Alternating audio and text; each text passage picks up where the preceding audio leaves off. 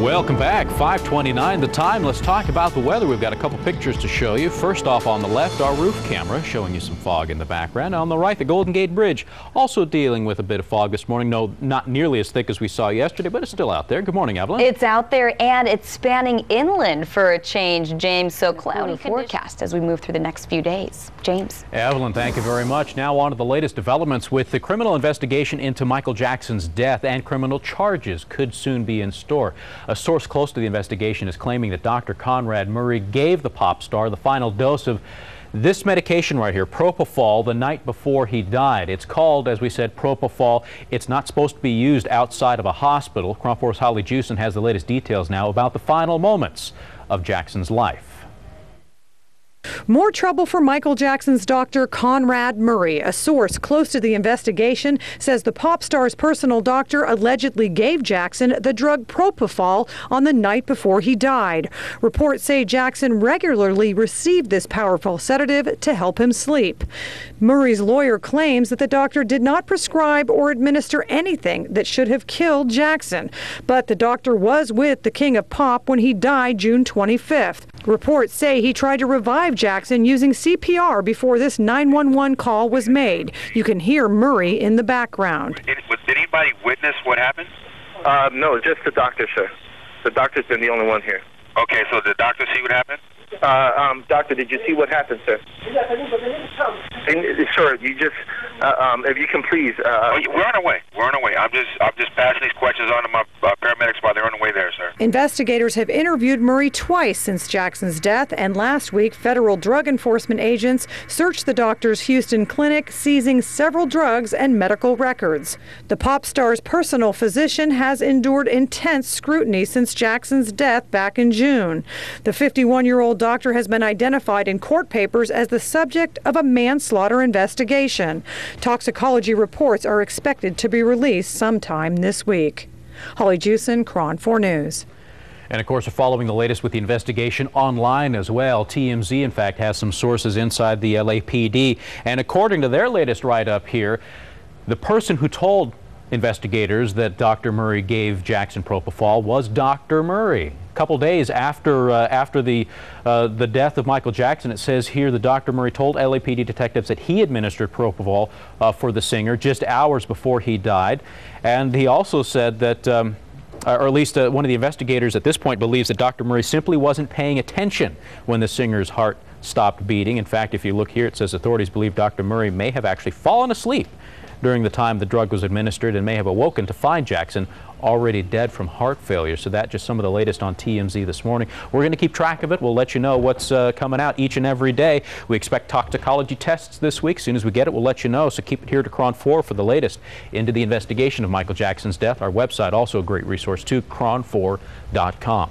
All right, from here, let's go on to the state budget this morning, where Governor Schwarzenegger is expected to sign the state's latest budget resolution at 11 o'clock this morning. But expect more cuts and health and welfare programs to come. The governor still has to slash some items. He has line item veto power. He's going to slash some items off the budget before he signs it today. California, of course, was left about $1 billion shy of what it needed to cut after the Assembly rejected two measures that were part of the budget package.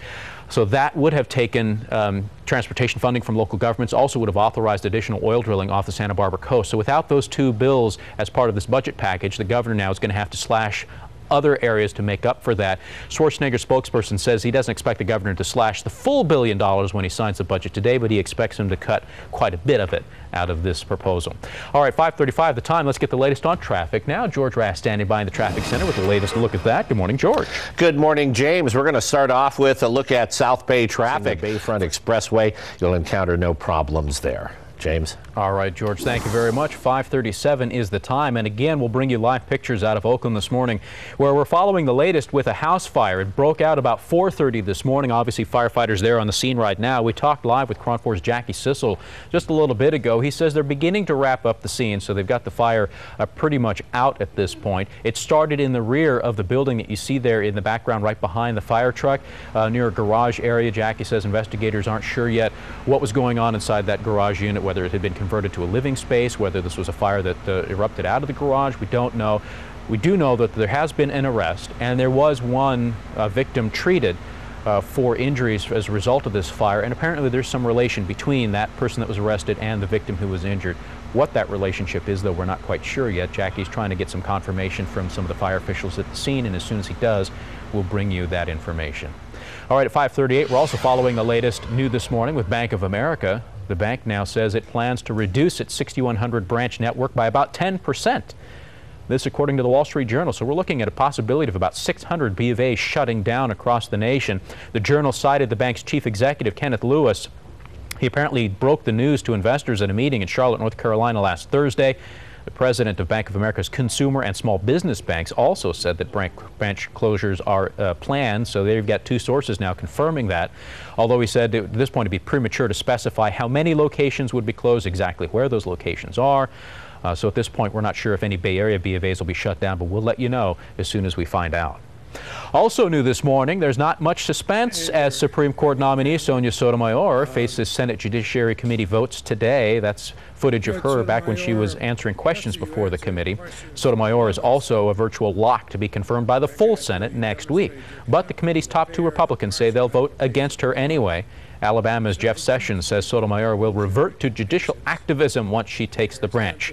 Judicial activism, a catchphrase often being batted around here during the hearings. And Chuck Grassley of Iowa says he's not convinced that she'll be able to set aside personal feelings and decide cases impartially. Lindsey Graham is the only committee Republican at this point who has said he will support Sotomayor. All right, 5:39 the time. We've got to take another break here, but we'll be back in just a couple of minutes with more news, weather, and traffic. So stay with us here. A live look from the South Bay 101 by the 87 interchange this morning, where we can see the traffic is moving just fine. We'll be right back.